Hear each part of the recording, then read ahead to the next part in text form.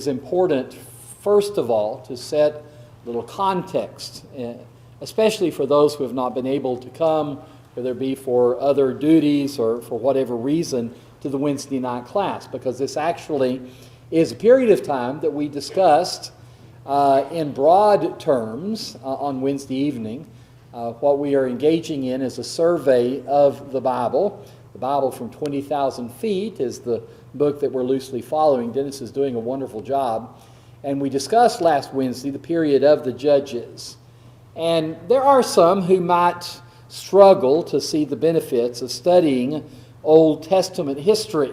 I think that it's easily defensible, and it's certainly easily defensible what we have been doing on Wednesday evening as we're thinking of the most significant events in the history of God's relationship with man, His treatment of man, because with those epochs of history and those large and important persons that we have spoken of, there is much that we need to learn and we benefit from learning that will help us as we seek to live for Christ in our day and time.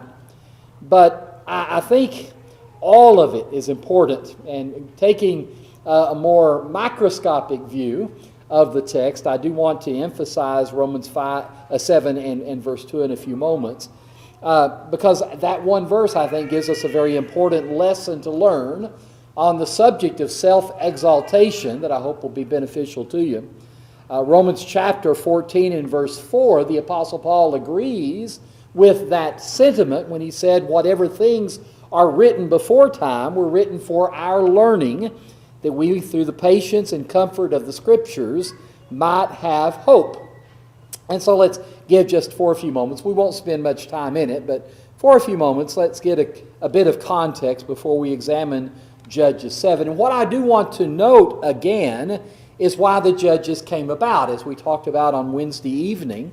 We're told in Judges chapter 2 and verse 10 that following the death of Joshua and all of the elders who outlived Joshua, who saw the mighty works of God, we are told that another generation arose after them. That's Judges 2 and verse 10. Another generation arose after them who did not know the Lord, nor the work that He had done for Israel. It's amazing how a single untaught generation, a single generation that has not been established in the truths of God, can lead to wholesale apostasy. And on this occasion, they provoked God to anger, this new generation who had not seen the works of God, because they were idolatrous and because they were disobedient. And as a result of that, God allowed the enemies that surrounded Israel to plunder them and to oppress them. Consider the following words in Judges 2 and verse 15, verses 15 through 19. Wherever they went out, we are told, the Lord was against them for calamity, as the Lord had said, and as the Lord had sworn to them. They were greatly distressed. Nevertheless, the Lord raised up judges who delivered them out of the hand of those who plundered them. Yet they would not listen to their judges, but they played their harlot with other gods, and they bowed down to them and turned quickly from the way in which their fathers walked in obeying the commandments of the Lord. They did not do so. When the Lord raised up judges for them, the Lord was with the judge and delivered them out of the hands of their enemies all the days of the judge, for the Lord was moved to pity by their groaning because of those who had oppressed them and harassed them. And it came to pass that when the judge was dead, that they reverted and behaved more corruptly than their fathers by following other gods to serve them and bow down to them. And they did not cease from their own doings, nor from their stubborn way. Now, Wednesday evening, Dennis went through about 6 different things that came in this particular cycle. The book actually supplied 4, all from the point of view of men that have the letter R as the acrostic to follow. It's very helpful in the memory of that. First of all, they were rebellious. Secondly, they were repressed because of their rebellion. Thirdly, they repented because God sent judges hearing their groaning.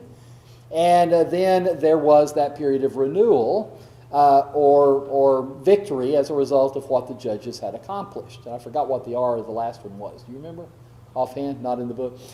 So there is those 4 R's. You can supply the 4 R's you want if you would like to, but that cycle is one that needs to be remembered because this was something that was typical during the days of the judges. You'll notice there that in verse 19 we saw that downward spiral of which Dennis mentioned. It came to pass that when the judge was dead, they behaved more corruptly than their fathers by following other gods. This was a period of about 350 years. Now we're going to go fairly early in the cycle of Judges. There had been 4 before Gideon in Judges chapter 7. Othniel, which was Caleb's younger brother. Remember, Caleb was the one with Joshua who had given the good report of the situation in the land of Canaan. There was Ehud, a Benjamite.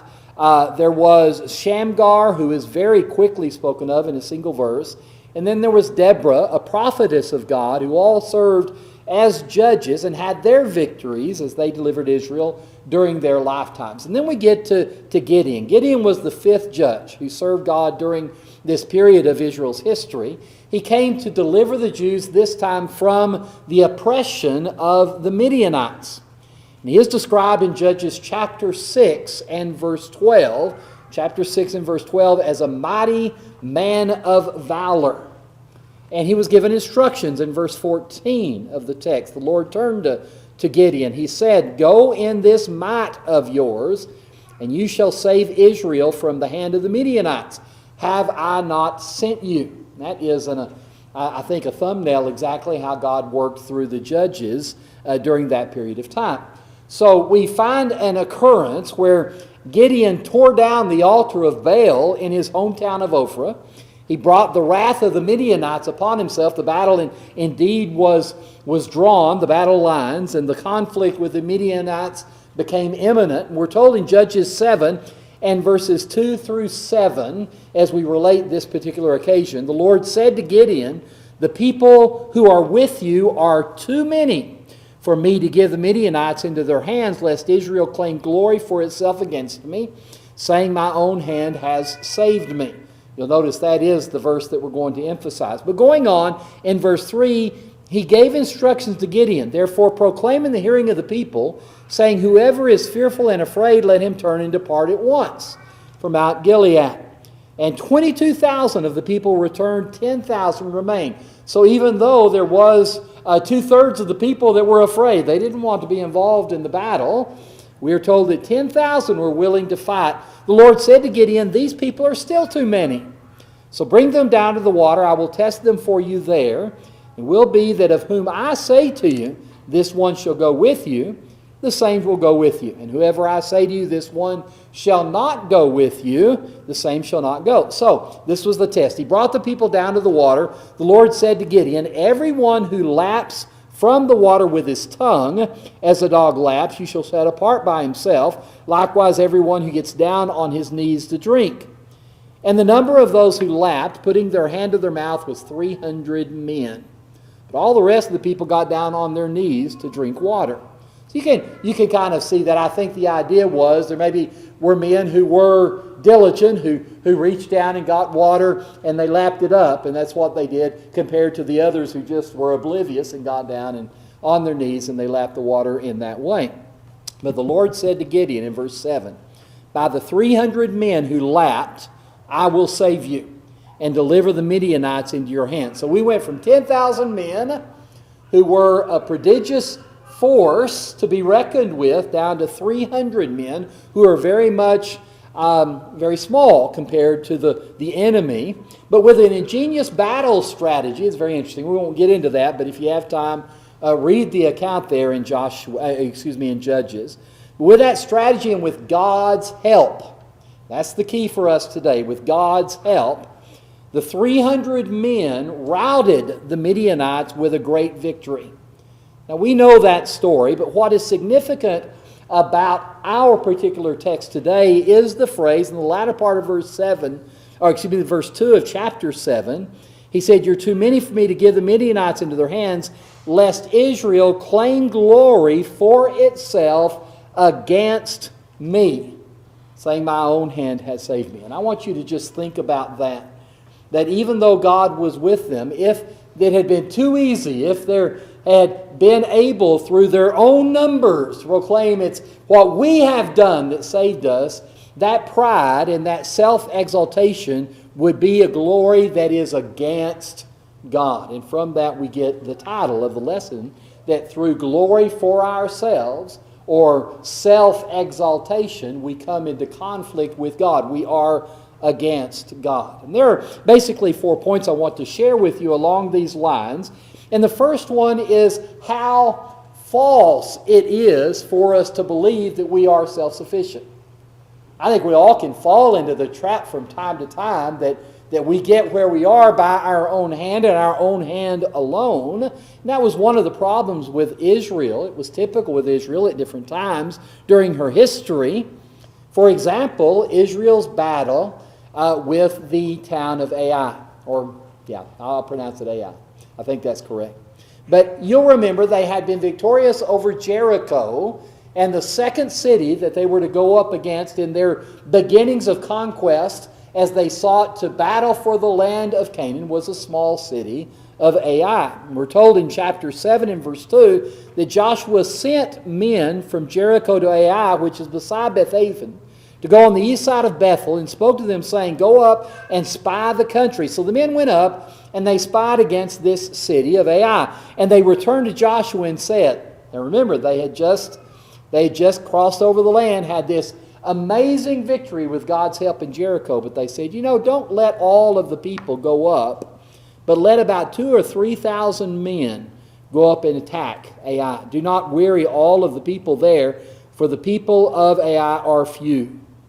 And so about 3,000 men went up from there, went up there from the people, but we are told they fled before the men of Ai. So now we have just the opposite of what we had with Gideon and his army, did we not? Now we only need 2,000 or 3,000 men to be victorious because we are greater than they. But what they did not understand is that sin was in the camp, and God was not with them due to that sin. Achan had taken the accursed things from the city of Jericho, some of the bounty, some of the spoil of the destruction of Jericho. I may have said something other than Jericho, I hear it now. But the destruction of the city of Jericho, and Achan had taken that, and God has a reason to punish Israel because he had commanded that it would not happen. And because God was not with them due to their sin, they were defeated, though they thought that their numbers, and if we were to think about their numbers, we would agree that their numbers themselves were sufficient for victory. Now, I don't want to belabor the point, don't want to get political per se, but most of you are aware, if not all of you are aware, of the bombing of Iran just last night on the part of America, part of the United States. There has been talk about whether we would enter that war that Israel is having with Iran because of the need to destroy their nuclear capabilities, and Israel couldn't do it alone. And so President Trump decided to do that. He put some of the bunker buster bombs and dropped them, and they had a surgical strike against Iran. And you think, and everybody is talking about this, at least on Fox News. I know a lot of people are upset about it. But on Fox News, everyone is talking about how great our military is and how no other nation in the world could do such a thing, and basically that Iran is impotent before us. I want you to recognize that that has absolutely nothing to do ultimately with victory, especially in regard to our lives and our relationship with God, because if God is not with us, it doesn't matter. You remember in Romans chapter 8, if God is with us, who can be against us? But if God is not with us, we cannot have any certainty of victory. Now it may be, there have been regimes over the years that have had power, and they have often oppressed for a period of time as God in his long suffering allowed it, but always God brings judgment upon ungodly nations. Maybe this is the judgment of God against an ungodly nation of Iran, but we don't know, and we're not sure. And for us to be arrogant because we're self-sufficient, that is something that brings many mistakes, and many problems. So in order to understand that, the lesson here is that we can't sufficiently provide for ourselves. And that's where we had our reading from Brother Bryce in James chapter 4. People who say, we're going to go into such and such a city and we're going to buy and sell and make a profit, spend some days there, spend a year there. You don't know if you're going to do that or not. Now, you may make plans to do so. Have we not all made plans? Even insurance and provisions for our family and all that's planning, but understand this. Things happen. Now, I like to bring this example up, and Rachel and Josh may not so much, but they had their first child, Emberly, and then in short succession, they had twins. They kind of looked at me like I was crazy when they came and said they're pregnant. We knew that were the case, and they came back and said, it's twins with big eyes, and I just died laughing. I thought it was so funny. And they do now too. They love the fact that they have twins, and they're so precious and so special. But boy, at that time, the planners had something hit them that they weren't expecting. And that's the way life is. And they understood that. We all understand that is the truth. And we try to make provision, but we don't know for certainty because we are not sufficient in and of ourselves to control our lives. What is your life? It's a vapor that appears for a little time. It vanishes away. What you ought instead to say is, if the Lord wills, we will do this and we will do that. Now, I'm not saying that you always have to say it out loud, but that should be the acting principle in your life always. I'm going to accomplish these things. I'm going to do these things if the Lord allows me to do it. I've given the illustration many times of the elder up in Tucumcari who said that I'll see you next Lord's Day if the Lord is willing and the creek don't rise. And of course, there wasn't a creek between him and the building, so that didn't matter. But he understood, and he always said that he knew his life might come to an end. He knew that Christ may come again, and he should not be arrogant about those things. And that's why we are to pray. In Matthew 6 and verse 11, it tells us, give us this day our daily bread. Forgive us of our debts as we forgive our debtors. Don't lead us into temptation. Those are prayers to God about things that we need. Deliver us from the evil one. We are not self-sufficient, whether it be spiritual or material, in the matters of our life that we live here upon the earth. And we need to recognize that. You're fooling yourself if you think it is different.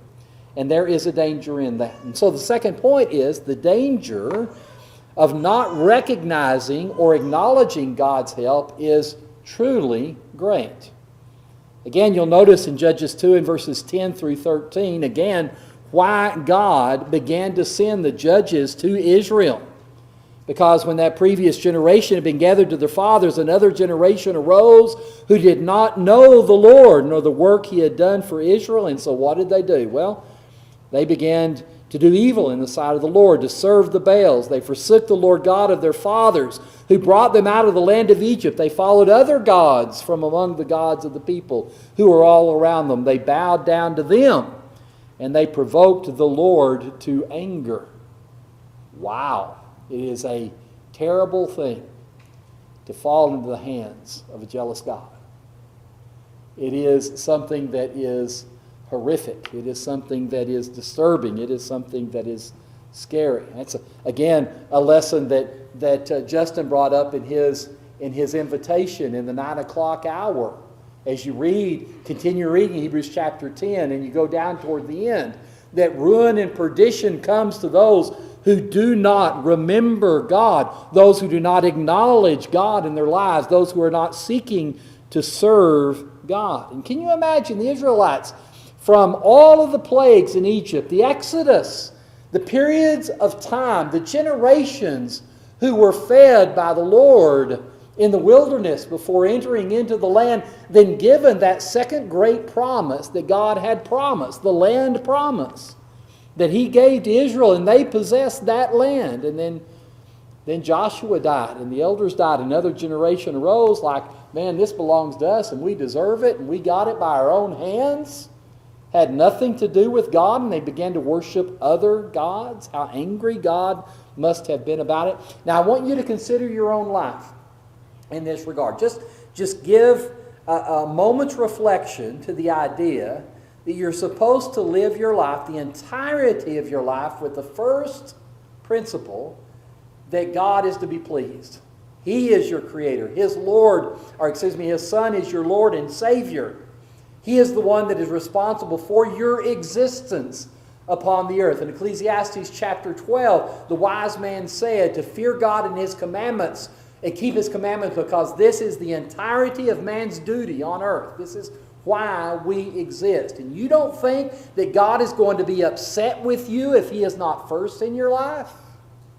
If you don't seek to please Him in your life, you don't seek to live for Him, oh, God's going to be okay with me following my own desires, my own practices without any interest in what He has told me to do? It doesn't work that way. So many live their entire lives without regard to God. And again, the Bible tells us such a life lived in that way is a vain life. That's what the wise man said as he began his book of Ecclesiastes in verse 14 of the very first chapter as a summary statement. These appear throughout the book, but as a summary statement after he discussed certain aspects of our physical existence, he said, I've seen all the works that are done under the sun, and indeed all is vanity and grasping for the wind. You can't catch the wind. You can grasp all you want, but all you get is an empty fist. That's vanity. That's uselessness. That's a waste of time. And a life that is lived without respect for God is the same. Now I want you to note one passage from Hosea chapter 4 and verse 6 of the text. Israel struggled with this concept, forgetting God. At the time of Hosea is an example of that. We do that too, as I have already applied. But notice what is said about them in Hosea 4. He said, my people are destroyed for lack of knowledge. They didn't know often. Yeah, what is an amazing thing to me is that God had given them this precious law. And there were times in the history of the Jewish nation when they forgot the law of God, where the book of the law was lost for a period of time. And when it was read, Josiah, for example, at the end of the existence of Judah as the southern kingdom, before they went into Babylonian captivity, he found the book of the law and recognized the fact that they had not been keeping it as they should. Can you imagine having God's word and forgetting it? But it's not because you have amnesia or you misplaced it and there's only one copy in the world. He says that they have rejected knowledge. Okay, so now can you understand it? How many families, how many households have that family Bible, that thick Bible that is set with all of the old-fashioned illustrations and the folded, the pressed flowers in the middle, and the birth and wedding and funeral pronouncements that are all written down as a part of their history? And how many of those Bibles have dust on the cover because it's never read? How many of us have Bibles on our phones, and we have Bibles that we have in our houses, but they remain unread and they're not studied? The idea is not that they're destroyed because they can't help themselves, because their knowledge is not present, but they have rebelled, rejected knowledge. And he said, because of this, I will reject you from being priest for me. You have forgotten the law of your God, and I will forget your children. The more they increased, the more they sinned against me. And I will change their glory into shame. They eat up the sin of my people. They set their heart on their iniquity. And it shall be like people, like priests. I will punish them for their ways and reward them for their deeds. That is, you get what's coming to you, is the idea that's found in this because of the rebellion against God. We need to recognize that there is indeed a great danger of forgetting or not acknowledging God. Just one other passage you'll notice in Proverbs chapter 3 and verse 5, where the writer of the book of Proverbs, again, practical thoughts in this regard. This one has a strong spiritual application. He says, trust the Lord your God. He's telling his son. He said, trust the Lord with all your heart. Don't lean on your own understanding. You think that you know how to live this life in such a way as to get the most out of it you can get out of it? You're wrong. Your Creator knows how to do it, but you don't. I don't. None of us do. But God does. You think that you can please God without knowing what God's will is? You think that it is something that is either acceptable or something that is smart or wise to accept whatever somebody else says about God's will rather than coming to a knowledge of it yourself. That's dangerous. You'll remember in Acts 17 and verse 11, the Bereans were noble-minded in their approach to God's will, because when someone came and talked to them, Paul came and talked to them, they didn't accept it at face value. They searched the Scriptures to find out whether these things were actually so, because God must be given all of the glory. He said, don't be wise in your own eyes. Fear the Lord. Depart from evil, and it will be health to your flesh and strength to your bones. Now, the next point we want to make, the third of the four, is what causes pride. Well, a lot of things do. And so I'm not going to give you an exhaustive list. I don't think that I could. But there are three things that I want to note that seem to me to be preeminent in all of this. The first thing is money, riches. The Bible talks an awful lot about that. And those people there, they didn't have the same affluence that we have. Understand there are different kinds of riches. You may not have a few extra dollars in your pocket right now, but you had a car to get here. Most of you have a telephone, you have food to eat, you have all of these things that our culture, living in the United States of America, benefits us with, and that's a good thing, and we understand that's the case, but it's a type of riches. Ezekiel chapter 28 in verse 1, the word of the Lord came to Ezekiel, and he said, say something to the prince of Tyre. So here is a noble man who is a rich man, and in this particular occasion, he got rich because of his own wiles. He was a smart guy. And God acknowledges this smartness on his part. He said, say this to the prince of Tyre, thus says the Lord of God, because your heart is lifted up. That's pride. That's what we're talking about. In fact, the English Standard Version renders it pride. He said, because your heart is lifted up or proud, you say, I am a God. I sit in the seat of gods, in the midst of the seas. He said, no, you are a man and not a God, though you set your heart as the heart of a God. Behold, you are wiser than Daniel. There's no secret that can be hidden from you. With your wisdom and your understanding, you've gained riches for yourself and gathered gold and silver into your treasuries. By your great wisdom in trade, you have increased your riches, but then your heart is lifted up. You have become proud because of your riches. Well, that's the danger of riches in our day as well, because it comes to that concept of self-sufficiency. How many people, the foolish man that Jesus spoke about, he said, I've got so many crops. I need a place to house all the crops, so I'm going to tear down all the barns that I have. They're not big enough, and I'm going to build greater barns. I'm going to put all of that in there, and then I'm going to sit back in ease and say, I've got many goods laid up for many years. Eat, drink, and be merry. And he said, you fool, this night your soul will be required of you. Then whose will these things be? We need to keep that in mind ourselves, that riches can cause us to become proud. Not only riches, what about position? We might say education and human wisdom, that those things can cause people to think they're better than others. In Jeremiah chapter 9 and verse 23, the Lord said this, don't let the wise man boast in his wisdom, nor the mighty man boast in his might, and not the rich man in his riches, but let him who boasts boast in this, that he understands and knows me. that I am the Lord who practices steadfast love, justice, and righteousness in the earth. For in these things I delight, declares the Lord. Now, we'll touch a little bit about this at the very end, but this is really what we're talking about in our lesson today.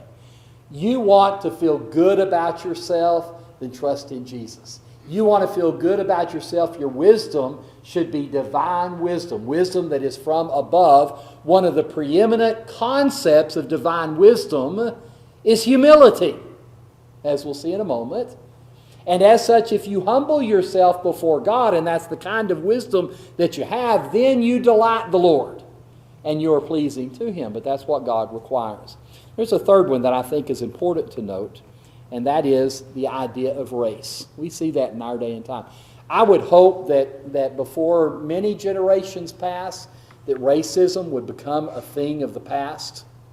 Maybe that ageism, sexism, all those kinds of things would be relics of the past. But boy, we have had generation after generation after generation. And my existence the whole time and preceding my life here on this earth in America with this concept of racism. I want to illustrate something for you in John chapter 4 and verse 7.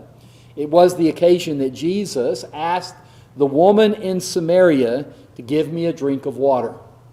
So the Samaritan woman, verse 7, she came to draw water. And Jesus said, give me a drink, for his disciples had gone into the city to buy food. Well, notice what the Samaritan woman said to him in verse 9. How is it that you, a Jew, ask for a drink from me, a woman of Samaria? For Jews have no dealings with Samaritans. The Jews have no dealings with Samaritans. That was a problem in Jerusalem, in Judea, in the Jewish nation during the time of Christ. But it was always a problem with them. God separated them as a chosen people, but that gave them this inherent idea that we are better than everyone else. And let me tell you something. There are races, there are people in every race that think because they are who they are better than someone else. And that's pride, isn't it? That's pride. So the amount of melanin in your skin, the culture that you come from, where it was that you were born, I am better than someone else. And that's simply wrong.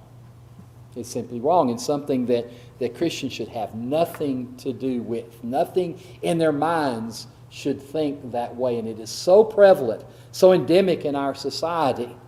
It is a danger that all of us have, to have some vestige of that kind of thinking, perhaps from the way we were raised, or something has said in the past. And we need to understand that every soul is equal in the sight of God. There is neither Jew nor Greek.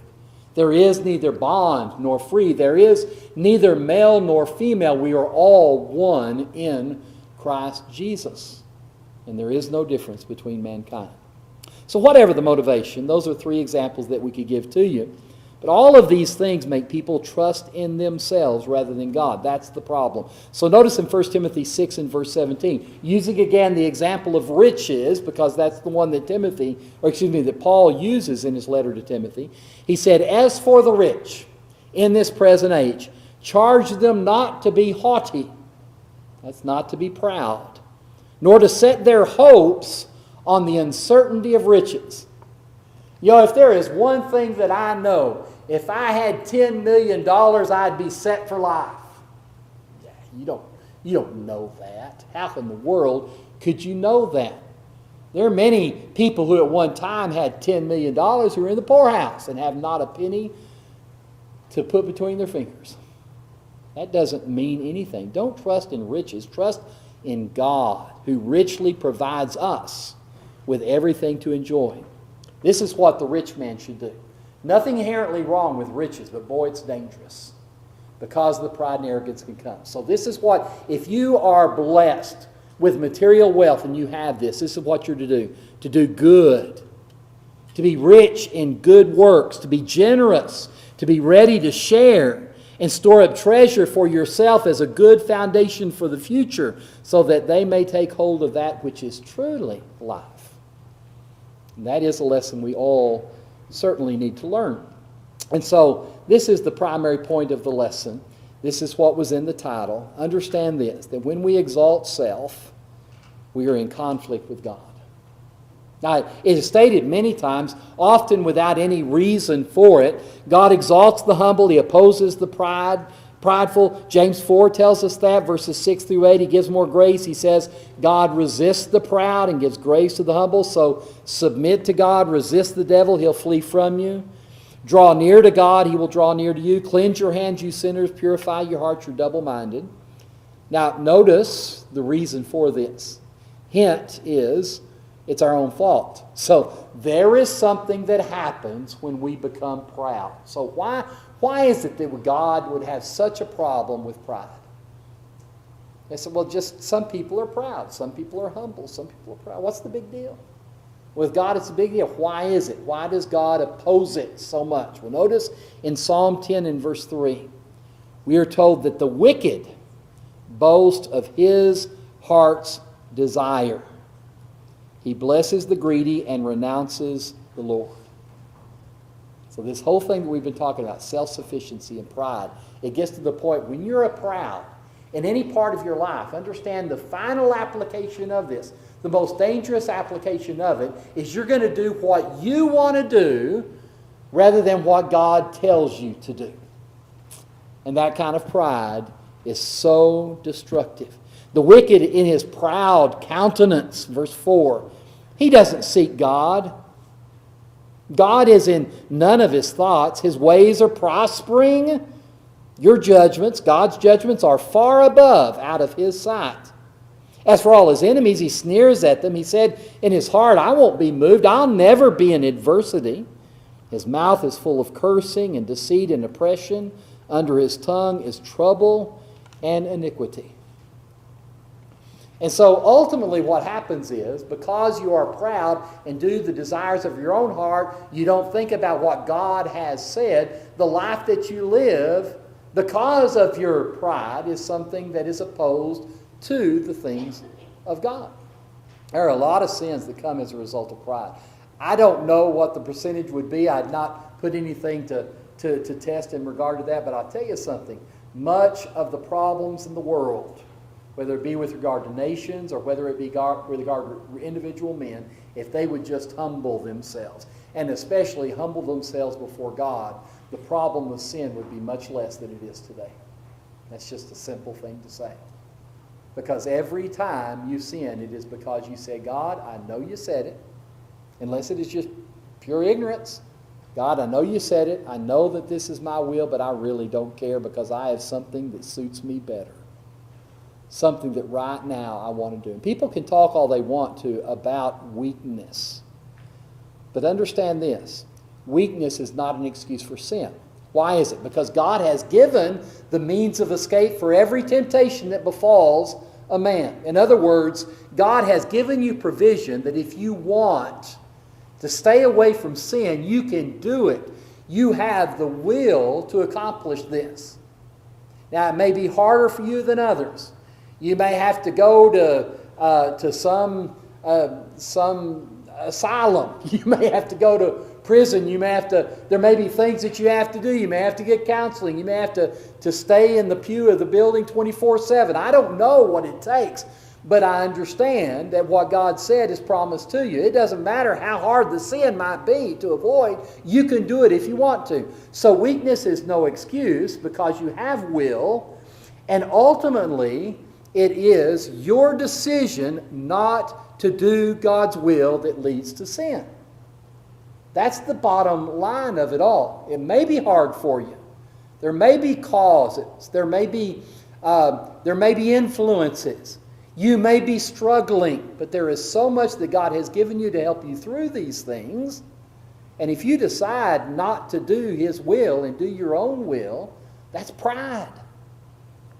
You can say, oh, I'm a humble person. I don't have anything to be proud about. Well, then obey God. That's ultimately what you have to do, is to recognize that God is indeed in charge. And that's why God calls us to be humble. That's why 1 Peter 5 in verse 6, humble yourselves under the mighty hand of God, that He may exalt you in due time. That's why Jesus serves as our supreme example. You think about the one who was at the right hand of the Father, who thought it not something to be held on to. But in Philippians 2 and verse 9, being found in appearance as a man, he humbled himself, became obedient to the point of death, even the death of the cross, and because of that, God exalted him and gave him the name which is above every name. For Jesus to be exalted, he first humbled himself and died on the cross for you and me. So as we bring our lesson to a close, may we all learn from Israel during the time of Gideon, using Judges chapter 7 and verse 2, that if we claim glory for ourselves, if we have that idea that we're self-sufficient, if we are proud, if we do not give God the glory for it, we are in a contest against Him. We are against Him, in conflict with Him. There's a passage in 2 Chronicles chapter 7 and verse 14. It was a promise that made to King Solomon during these repetitive cycles in Israel. And we're told that God promised Solomon concerning Israel that every time they repented from wickedness, then He would forgive their sin. But recognize what it said in verse 14 of 2 Chronicles 7, then the lesson is yours. He says, if my people who are called by my name will humble themselves. If they will humble themselves, pray and seek my face, turn from their wicked ways, and I will hear from heaven, and I will forgive their sin and heal their land. And so that's what we call for as the lesson comes to a close, is for all who are here to consider yourself. Understand that you should be humble, I should be humble, because we are dependent upon God for our salvation. We are dependent wholly upon His will and His instructions to know how it is that we are to live our lives. We're not capable. We aren't in a position. We don't have the mind to know what God's will is. No man knows the mind of God except the Spirit of God. And the inspiration of the Scriptures tell us what God wants for us, and we just have to submit to it. It's not our place religiously to determine how we're going to live our lives. It is our place to submit to what God has given us to do. If we do that, the wickedness that we have done in the past is completely forgiven, because God has promised that He would do so. And we can stand, and God will exalt us because we have humbled ourselves before Him. So the invitation is yours. If there is anything that we can do to assist you in getting your life right with the Lord, then we offer it to you. Would you humble yourself? Come forward at this time while together we stand while we sing.